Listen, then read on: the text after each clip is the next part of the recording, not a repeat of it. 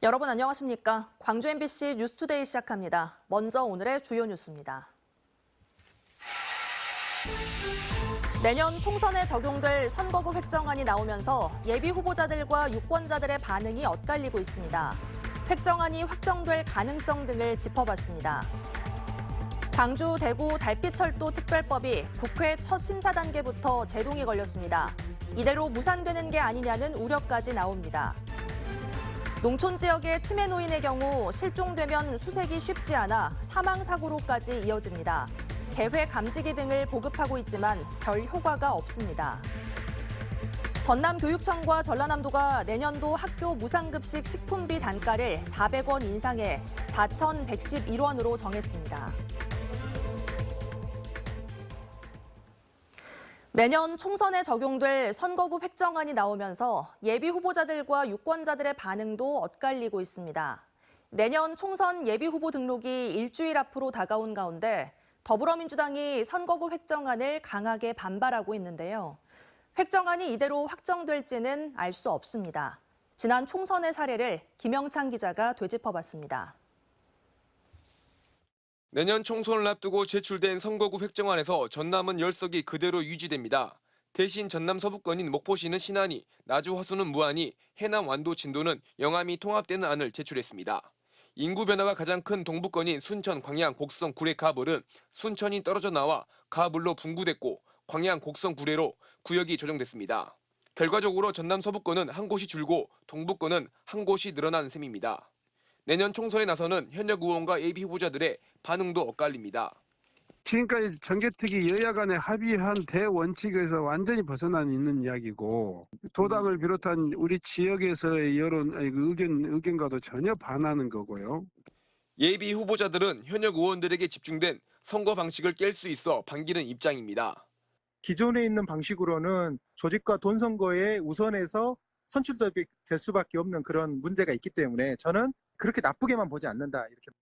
광주냐 전남권이냐 출마 지역을 놓고 예비 후보자들은 깊은 고민에 빠졌고 유권자들은 국회의원이 누구냐에 따라 달라지는 지역 공약이 제대로 지켜질 수 있을지 의문을 제기했습니다.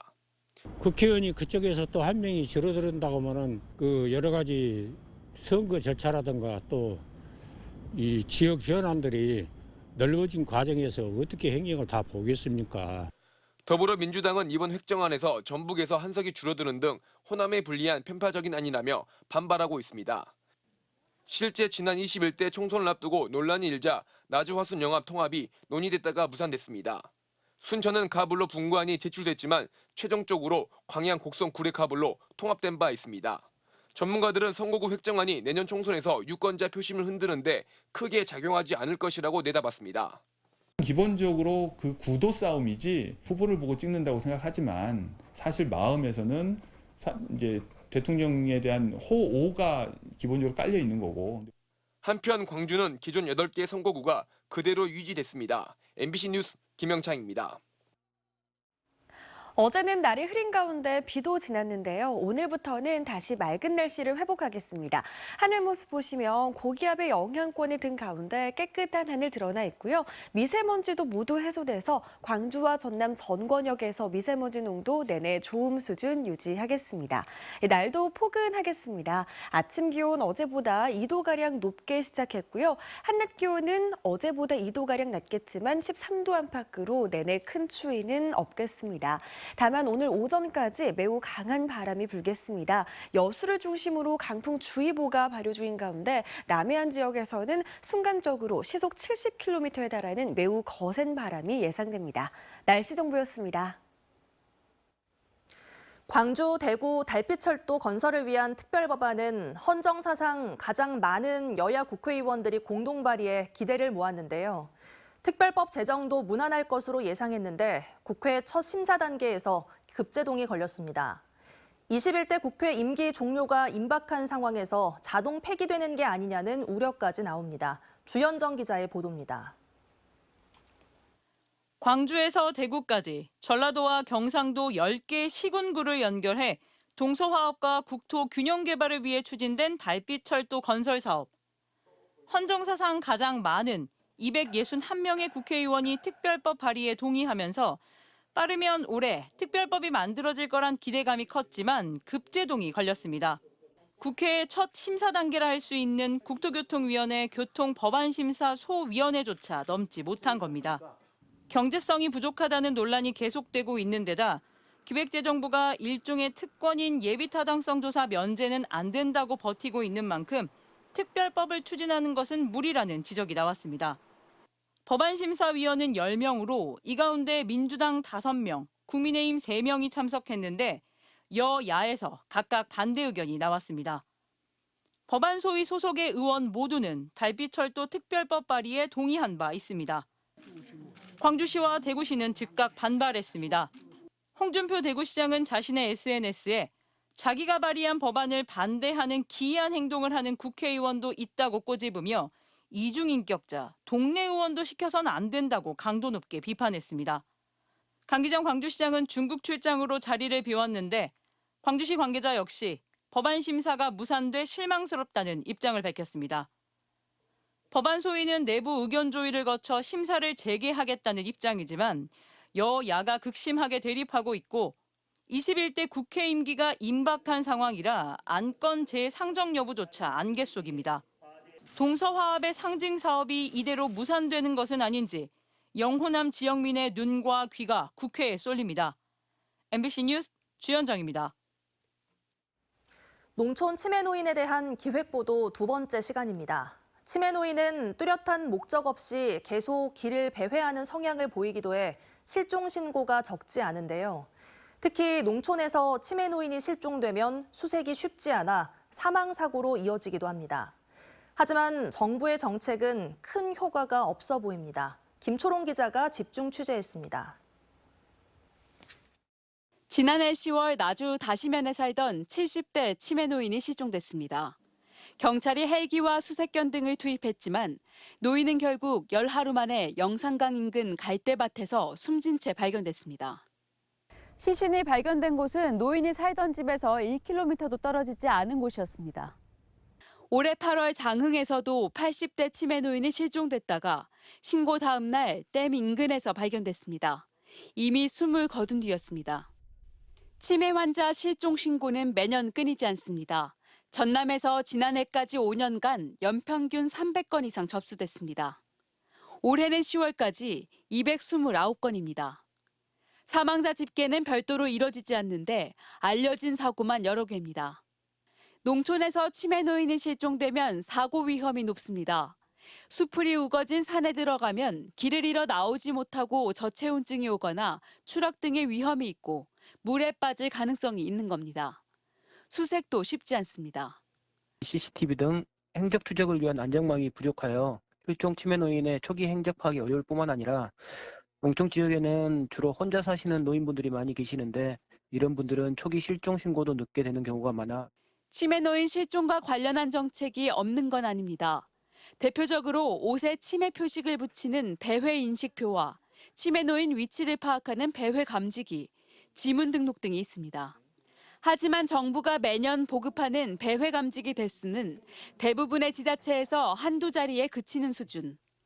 실효성이 없다는 지적도 수년째 나오지만 달라진 건 없습니다. 옷 안쪽으로 이렇게 다림질을 하면 열이 가해져서 이제 스티커처럼 이렇게 딱 부착이 돼요. 사용하기 불편해서 안 하고 계신다고. 시골 같은 경우에는 혼자 계시거나 노인 부부가 계세요. 충전을 못 하셔서 사용을 못 하는 경우가 있죠. 치매 환자의 10명 중 6명은 한 번 이상 배회 증상을 겪는 현실. 더 현실적인 정책이 없다면 치매 노인이 2배 넘게 증가하는 20년 뒤에는 치매 노인 사망 사고가 인재로 평가될지 모른다는 비판이 나옵니다. MBC 뉴스 김초롱입니다. 어제 새벽 6시 40분쯤 나주시 산포면의 한 도로에서 49살 이모 씨가 몰던 1톤 트럭이 앞서가던 경운기와 부딪혔습니다.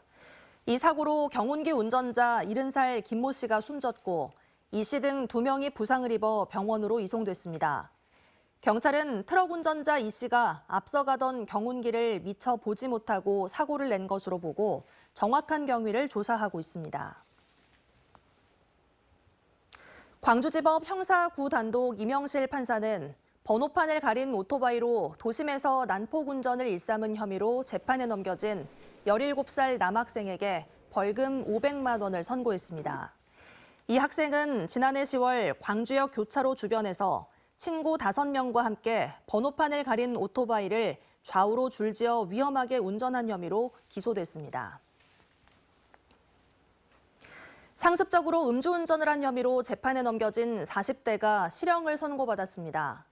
광주지법 형사 1단독 하종민 판사는 지난 7월 광주 남구의 한 도로에서 만취 상태로 운전을 하다 가로수를 들이받은 혐의로 기소된 40살 피고인에게 징역 1년 2개월의 실형을 선고했습니다. 재판장은 피고인이 한 달 사이에 연이어 음주운전을 한 점과 음주처벌 전력에도 재범을 저지른 점 등을 고려해 형을 정했다고 설명했습니다.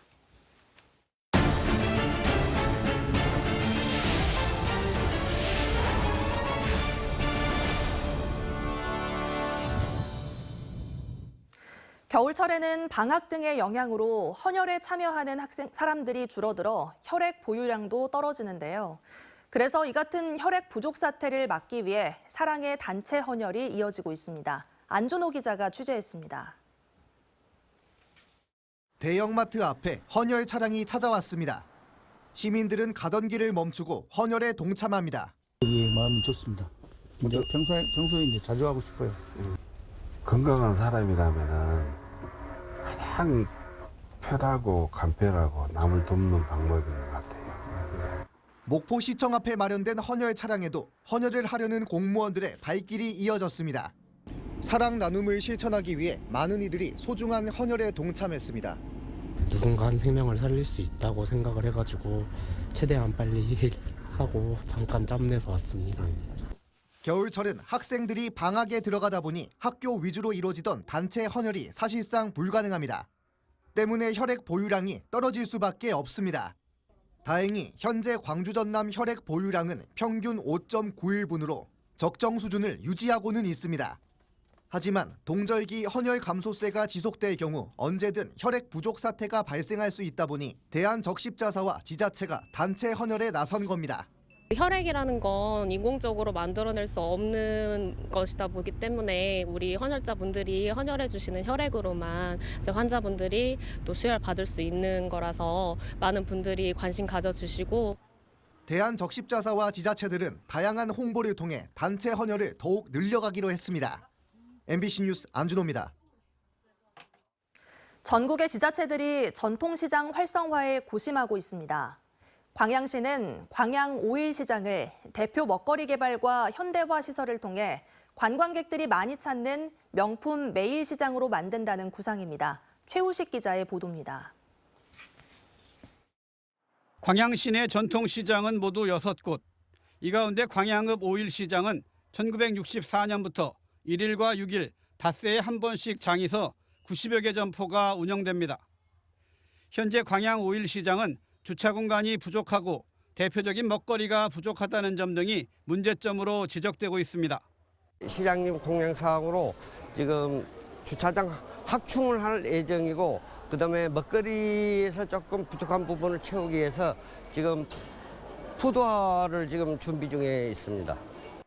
민선 8기 공약사항이기도 한 광양 5일시장의 명품시장 조성 사업은 지난 4월부터 4,400만 원의 용역비를 들여 문화관광자원 연계와 유휴공간 활용, 자생력 강화와 환경 개선 등을 모색하고 있습니다.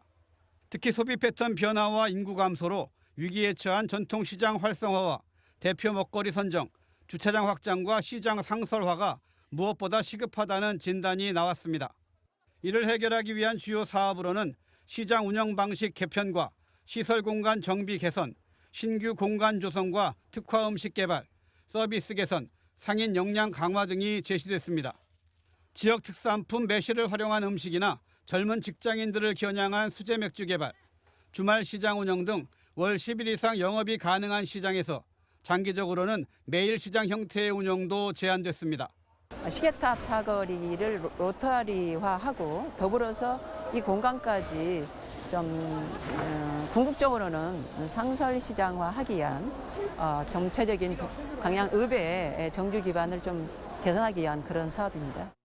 광양시는 또 내년부터는 오일시장 지분 개량 사업을 통해 안전하고 쾌적한 환경을 조성하고 온라인 판매 활성화를 위한 디지털 전통시장 육성 사업도 추진할 계획입니다. MBC 뉴스 최우식입니다. 전남교육청과 전라남도는 2024년 학교 무상급식 식분비 단가를 400원 인상해 4,111원으로 정하고 모두 1,204억 원을 지원하는 것에 합의했습니다. 또 식품비는 교육청과 지자체가 5대5로 부담하는데 교육청은 602억 원, 전라남도 241억 원, 시군은 361억 원을 각각 분담할 예정입니다. 내년도 전남 학교 무상급식비는 도내 유치원과 초중고교, 특수대안학교 등 1,307개 학교, 19만 4,900여 명의 점심급식에 사용됩니다. 전진숙 전 청와대 대통령 비서실 행정관은 어제 내년 총선 광주 북구을 출마를 공식 선언했습니다. 여성운동가 출신으로 광주시의원 등을 지낸 전진숙 전 행정관은 혁신과 비전을 보여주지 못한 기득권 안주 정치를 타파해 광주다운 정치로 지역민의 삶에 희망과 온기를 불어넣겠다며 출마 포부를 밝혔습니다.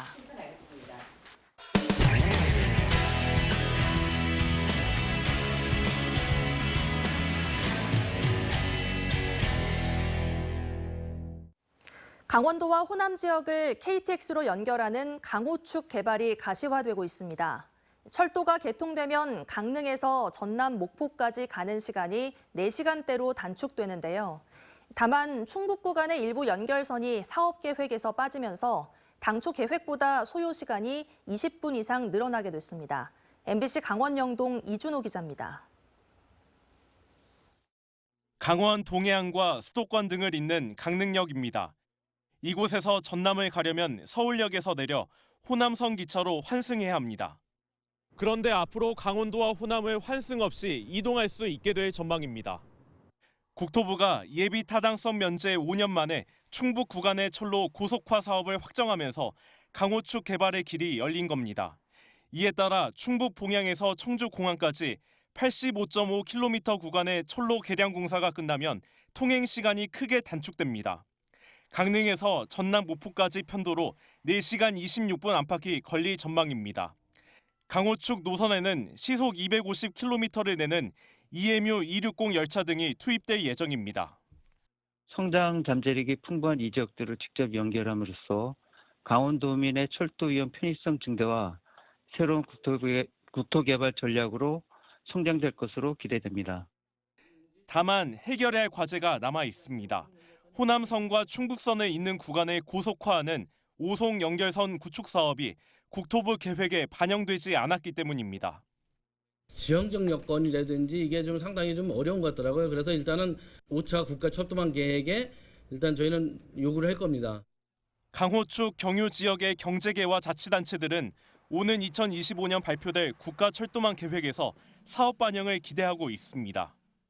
5송 요 사이에 이제 일반선을 고속선으로 이제 다시 바꾸어 준다면은 한 30분 가량 단축할 수 있는 그런 여지도 담아져 있습니다.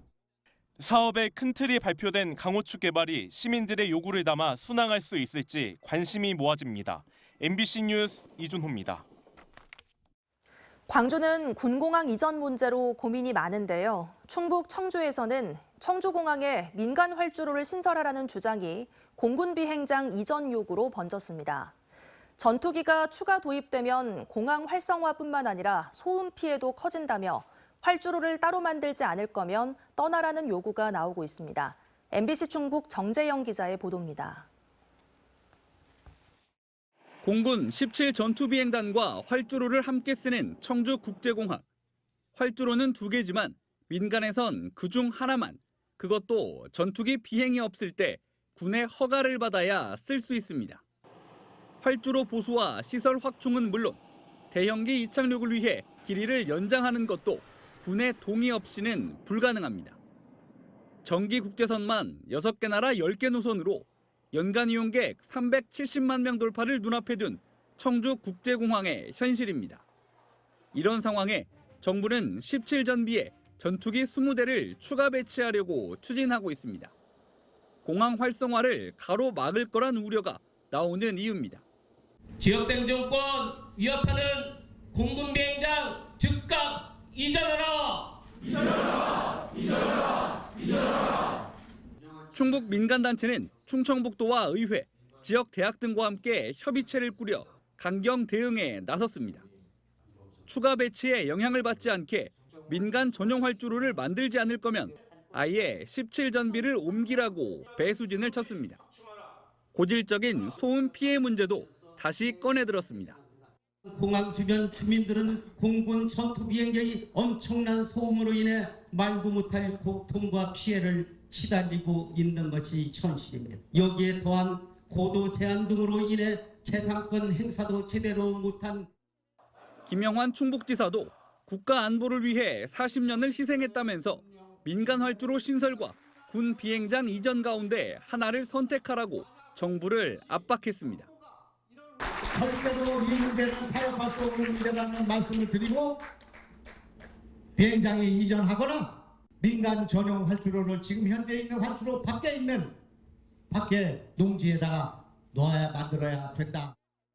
민간 전용 활주로를 원하는 충북의 요구는 이제 대안 없는 전투기 추가 배치 반대에서 군 비행장 이전으로 확대됐습니다.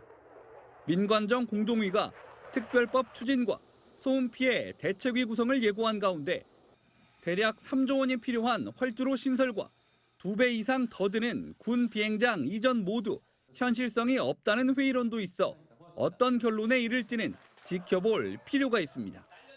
MBC 뉴스 정재영입니다. 경북 안동으로 이전한 경북도청의 본관 건물과 의회 건물의 현판을 한자가 아닌 한글로 바꾸자는 여론이 일자 경상북도가 새 이름을 찾고 있습니다. 내년 초 새로운 현판으로 교체할 예정인데 예산 2억 8천만 원이 들어갑니다. 한자를 모르는 젊은 세대를 위한다는 게 가장 큰 이유라고 하는데요. 대구문화방송 한태연 기자가 보도합니다. 2016년 안동으로 이전한 경북도청 청사 건물 한가운데는 한자로 안민관이라 쓴 현판이 붙어 있습니다. 도민이 평안한 도정을 펼친다는 뜻입니다. 경상북도 의회 건물에는 여민관 현판이 달려 있습니다. 도민을 하늘처럼 섬기고 도민과 동고동락하겠다는 뜻입니다. 이 밖에 홍익관, 동락관, 경화문 등 나머지 건물과 시설에도 모두 한자로 현판을 제작했습니다. 예산 2억 6,400만 원을 들였고 2016년 상표권 등록도 마쳤습니다. 그런데 한자로 적혀 있다 보니 무슨 뜻인지 모르겠다는 불만이 적지 않습니다. 특히 한자를 배우지 않은 젊은 세대를 중심으로 더합니다. 홈페이지 게시판에도 한글로 바꾸자는 의견도 올라옵니다. 경상북도는 한글 현판으로 바꾸자는 여론이 많다며 지난 9월 추경 예산 2억 8천만 원을 확보해 도청 본관과 도의회 두 곳의 이름을 바꾸기로 했습니다. 도청을 방문하는 모든 분들에게 누구나 쉽고 좀 쉽게 읽을 수 있는 그 한글 현판을 설치하는 기 미래 세대와 또 함께 할 수도 있고 향후에 우리 지방시대를 선도하는 우리 경북의 이미지를 좀 부각하는 의미에서 지금 현재 추진을 고민하고 있습니다. 직원들로부터 의견을 받아 대여섯 개로 이름을 압축한 상황. 경상북도는 전문가의 의견을 듣고 검증을 거쳐 신중하게 결정한다는 방침입니다. 하지만 도청과 도의회 건물 앞에 한글로 적힌 표지석이 있어 굳이 현판을 바꿔야 하느냐는 의견도 적지 않습니다. 특히 현판 교체가 예산 낭비에 전임자 흔적 지우기 논란 등 부작용도 적지 않을 것으로 보여 경북도의 한글 현판 바꾸기 사업이 순탄치만은 않아 보입니다. MBC 뉴스 한태현입니다. 전라남도가 농어업인 소득 증대와 농어촌 경제 활성화를 위해 2024년 농어촌 진흥기금 사업비 500억 원을 연이율 1%대 저금리로 융자 지원합니다. 기금 융자 지원 한도는 농어업인은 1억 원, 농어업 법인과 학사 농업인은 2억 원이며 농수산물 저온 저장고 시설은 5억 원, 수출, 가공, 유통사업자, 가맹점 입점자는 10억 원까지 융자를 지원합니다. 전라남도는 지난 1990년부터 농어촌진흥기금 2,290억 원을 조성해 매년 450여 개 농가에 500억 원 규모의 융자를 저금리로 지원하고 있습니다. 광주 환경운동연합이 2023 후원의 밤 행사를 열었습니다.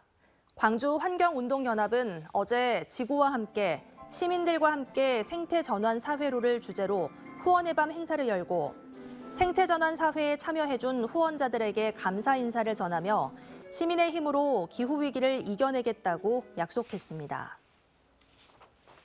어젠 날이 흐린 가운데 비가 내렸는데요. 오늘부터는 다시 맑은 날씨를 회복하겠습니다. 현재 하늘 모습 보시면 고기압의 영향권에 들면서 대체로 깨끗한 하늘 드러나 있고요. 먼지도 모두 해소된 가운데 오늘 광주, 전남 전권역에서 미세먼지 농도 좋음 수준 보이겠습니다.